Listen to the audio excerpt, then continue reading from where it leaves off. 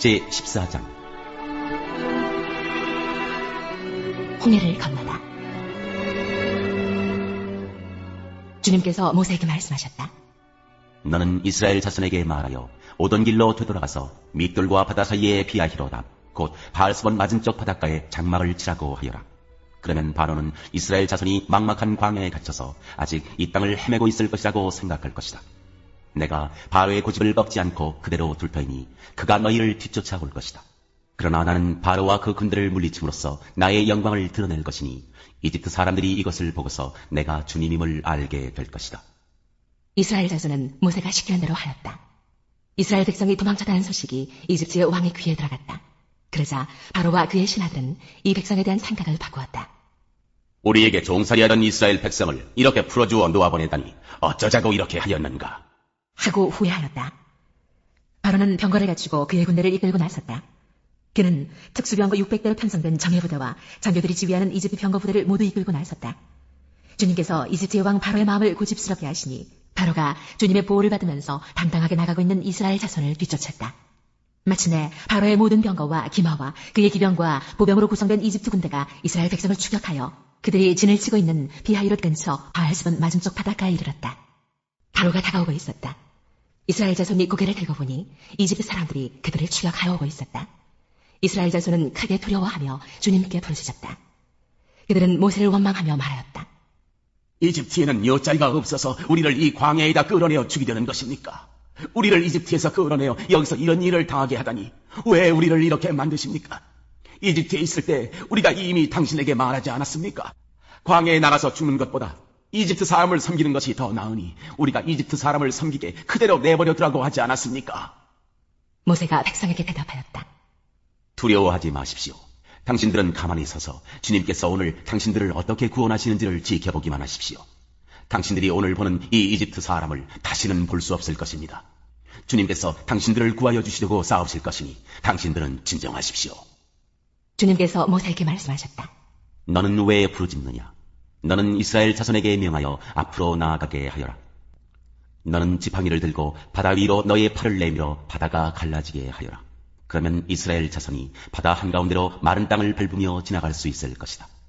내가 이집트 사람의 마음을 고집스럽게 하겠다. 그들이 너희를 뒤쫓을 것이다. 그러나 나는 바로와 그의 모든 군대와 병거와 기병들을 전멸시켜서 나의 영광을 드러내겠다. 내가 바로와 그의 병거와 기병들을 물리치고서 나의 영광을 드러낼 때 이집트 사람은 비로소 내가 주님임을 알게 될 것이다. 이스라엘 진 앞을 인도하는 하나님의 천사가 진 뒤로 옮겨가자 진 앞에 있던 구름 기둥도 진 뒤로 옮겨가서 이집트 진과 이스라엘 진 사이를 가로막아 섰다. 그 구름이 이집트 사람들이 있는 쪽은 어둡게 하고 이스라엘 사람들이 있는 쪽은 환하게 밝혀주었으므로 밤새도록 양쪽이 서로 가까이 갈 수 없었다. 모세가 바다 위로 팔을 내밀었다. 주님께서 밤새도록 강한 동풍으로 바닷물을 뒤로 밀어내시니 바다가 말라서 바닥이 드러났다. 바닷물이 갈라지고 이스라엘 자손은 바다 한가운데로 마른 땅을 밟으며 지나갔다. 물이 좌우에서 그들을 가리는 벽이 되었다. 뒤이어 이집트 사람들이 쫓아왔다. 바로의 말과 병거와 기병이 모두 이스라엘 백성의 뒤를 쫓아 바다 한가운데로 들어왔다. 새벽녘이 되어 주님께서 불기둥과 구름기둥에서 이집트 진을 내려다보시고 이집트 진을 혼란 속에 빠뜨리셨다. 주님께서 병거의 바퀴를 벗기셔서 전진하기 어렵게 만드시니 이집트 사람들은 이스라엘 사람들을 쫓지 말고 되돌아가자 그들의 주가 그들 편이 되어 우리 이집트 사람과 싸운다 하고 외쳤다. 주님께서 모세에게 이르셨다. 너는 바다 위로 너의 팔을 내밀어라. 그러면 바닷물이 이집트 사람과 그 병거와 기병 쪽으로 다시 흐를 것이다. 모세가 바다 위로 팔을 내미니 새벽녘에 바닷물이 본래 상태로 되돌아왔다. 이집트 사람들이 되돌아오는 물결에서 벗어나려고 하였으나 주님께서 이집트 사람들을 바다 한가운데 빠뜨리셨다. 이렇게 물이 다시 돌아와서 병거와 기병을 뒤덮어버렸다. 그래서 이스라엘 백성의 뒤를 따라 바다로 들어간 바로의 모든 군대는 하나도 살아남지 못하였다. 이스라엘 자손은 바다 한가운데로 마른 땅을 밟으며 지나갔는데 바닷물이 좌우에서 그들을 가리는 벽이 되어주었던 것이다. 바로 그날 주님께서 이스라엘을 이집트 사람들의 손아귀에서 구원하셨고 이스라엘은 바닷가에 널려있는 이집트 사람들의 죽음을 보게 되었다. 이스라엘은 이집트를 치신 주님의 크신 권능을 보고 주님을 두려워하고 주님과 주님의 종 모세를 믿었다.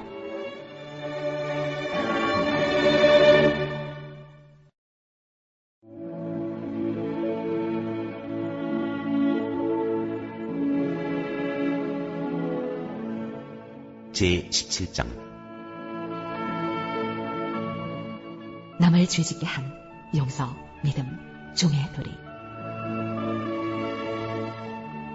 예수께서 제자들에게 말씀하셨다. 걸려 넘어지게 하는 일들이 생기지 않을 수는 없지만 그러한 일들을 일으키는 사람은 화가 있다. 이 작은 사람들 가운데 하나를 걸려 넘어지게 하는 것보다 차라리 자기 목에 큰 맷돌을 매달고 바다에 빠지는 것이 나을 것이다. 너희는 스스로 조심하여라. 믿음의 형제가 죄를 짓거든 꾸짖고 회개하거든 용서하여 주어라. 그가 네게 하루에 7번 죄를 짓고 7번 네게 돌아와서 회개하오 하면 너는 용서해 주어야 한다. 사도들이 주님께 말하였다. 우리에게 믿음을 더하여 주십시오. 주님께서 말씀하셨다. 너희에게 겨자씨 하나 만한 믿음이라도 있으면 이 뽕나무더러 뽑혀서 바다에 심기어라 하면 그대로 될 것이다. 너희 가운데서 누구에게 밭을 갈거나 양을 치는 종이 있다고 하자. 그 종이 들에서 돌아올 때에 어서 와서 식탁에 앉아라 하고 그에게 말할 사람이 어디에 있겠느냐. 오히려 그에게 말하기를 너는 내가 먹을 것을 준비하여라. 내가 먹고 마시는 동안에 너는 허리를 동이고 시중을 들어라. 그런 다음에야 먹고 마셔라 하지 않겠느냐. 그 종이 명령한 대로 하였다고 해서 주인이 그에게 고마워하겠느냐. 이와 같이 너희도 명령을 받은 대로 다 하고 나서 우리는 쓸모없는 종입니다. 우리는 마땅히 해야 할 일을 하였을 뿐입니다 하여라. 10사람의 나병 환자가 깨끗하게 되다. 예수께서 예루살렘으로 가시는 길에 사마리아와 갈릴리 사이로 지나가시게 되었다. 예수께서 어떤 마을에 들어가시다가 나병 환자 10사람을 만나셨다. 그들은 멀찍이 멈추어 서서 소리를 높여 말하였다. 예수 선생님, 우리를 불쌍히 여겨주십시오. 예수께서는 보시고 그들에게 말씀하셨다. 가서 제사장들에게 너희 몸을 보여라. 그런데 그들이 가는 동안에 몸이 깨끗해졌다. 그런데 그들 가운데 한 사람은 자기의 병이 나은 것을 보고 간소리로 하나님께 영광을 돌리면서 되돌아와서 예수의 발 앞에 엎드려 감사를 드렸다. 그런데 그는 사마리아 사람이었다.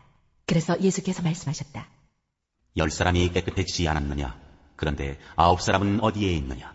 하나님께 영광을 돌리러 되돌아온 사람은 이 이방 사람 한 명밖에 없느냐? 그런 다음에 그에게 말씀하셨다. 일어나서 가거라. 내 믿음이 너를 구원하였다. 하나님의 나라는 너희 가운데 있다. 바리새파 사람들이 하나님의 나라가 언제 오느냐고 물으니 예수께서 그들에게 대답을 하셨다. 하나님의 나라는 눈으로 볼 수 있는 모습으로 오지 않는다. 또 보아라 여기에 있다 또는 저기에 있다 하고 말할 수도 없다. 보아라 하나님의 나라는 너희 가운데에 있다. 그리고 제자들에게 말씀하셨다. 너희가 인자의 날들 가운데서 단 하루라도 보고 싶어 할 때가 오겠으나 보지 못할 것이다. 사람들이 너희더러 말하기를 보아라 저기에 계신다 또는 보아라 여기에 계신다 할 것이다. 그러나 너희는 따라 나서지도 말고 찾아다니지도 말아라. 마치 번개가 하늘 이 끝에서 번쩍하여 하늘 저 끝까지 비치는 것처럼 인자도 자기의 날에 그러할 것이다. 그러나 그는 먼저 많은 고난을 겪어야 하고 이 세대에게 버림을 받아야 한다. 노아의 시대에 일이 벌어진 것과 같이 인자의 날에도 그러할 것이다. 노아가 방주에 들어가는 날까지 사람들은 먹고 마시고 장가가고 시집가고 하였는데 마침내 홍수가 나서 그들을 모두 멸망시켰다. 롯 시대에도 그와 같은 일이 벌어졌다. 사람들이 먹고 마시고 사고 팔고 나무를 심고 집을 짓고 하였는데 롯이 소돔에서 떠나던 날에 하늘에서 불과 유황이 쏟아져 내려서 그들을 모두 멸망시켰다. 인자가 나타나는 날에도 그러할 것이다. 그날에 지붕 위에 있는 사람은 자기 물건들이 집안에 있더라도 그것들을 꺼내려고 내려가지 말아라. 또한 들에 있는 사람도 집으로 돌아가지 말아라. 롯의 아내를 기억하여라. 누구든지 자기 목숨을 보존하려고 애쓰는 사람은 잃을 것이요 목숨을 잃는 사람은 보존할 것이다. 내가 너희에게 말한다. 그날 밤에 두 사람이 한 잠자리에 누워있을 터이나 한 사람은 데려가고 다른 한 사람은 버려둘 것이다. 또 두 여자가 함께 맷돌질을 하고 있을 터이나 한 사람은 데려가고 다른 한 사람은 버려둘 것이다. 제자들이 예수께 말하였다. 주님, 어디에서 그런 일이 일어나겠습니까? 예수께서 그들에게 말씀하셨다. 주검이 있는 곳에는 또한 독수리들이 모여들 것이다.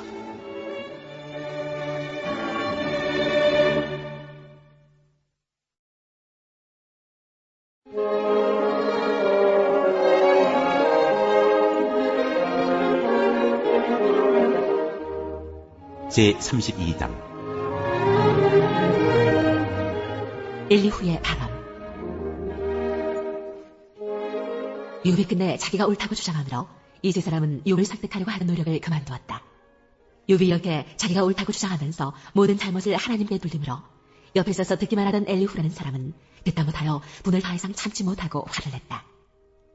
엘리후는 람 족속에 속하는 부수 사람 바라겔의 아들이다. 엘리후는 또 욥의 세 친구에게도 화를 냈다. 그 세 친구는 욥을 정죄하려고만 했지 욥이 하는 말에 간변한 대답을 하지 못하였기 때문이다. 그들 가운데서 엘리후가 가장 젊은 사람이므로 그는 다른 사람들이 말을 끝낼 때까지 기다려야만 하였다. 그런데 그 세 사람이 모두 욥에게 대답을 제대로 하지 못하였으므로 그는 화가 났다. 부스 사람 바라겔의 아들 엘리후가 말하였다. 엘리후의 말. 나는 어리고 세 분께서는 이미 연로하십니다. 그래서 나는 어른들께 선뜻 나서서 내 견해를 밝히기를 망설였습니다. 나는 듣기만 하겠다고 생각하였습니다. 오래 사신 분들은 살아오신 것만큼 지혜도 쌓으셨으니까 세 분들께서만 말씀하시도록 하려고 생각하였습니다.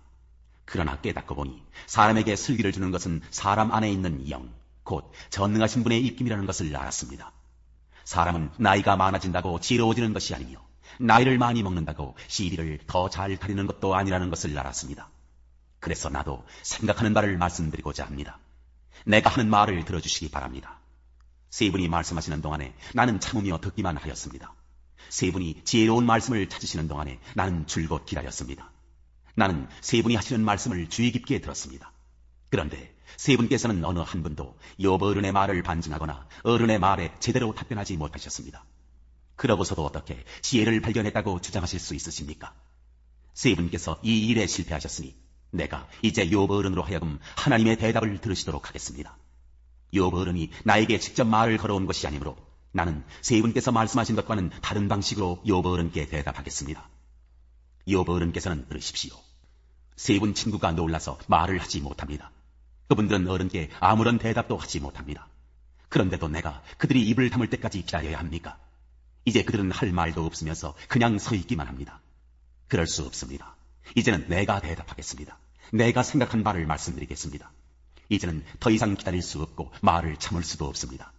말할 기회를 얻지 못하면 새술이 가득 담긴 포도주 부대가 터지듯이 내 가슴이 터져버릴 것 같습니다. 참을 수 없습니다. 말을 해야 하겠습니다. 이 논쟁에서 어느 누구 편을 들 생각은 없습니다. 또 누구에게 듣기 좋은 말로 아첨할 생각도 없습니다. 본래 나는 아첨할 줄도 모르지만 나를 지으신 분이 지체하지 않고 나를 데려가실까 두려워서도 그럴 수는 없습니다.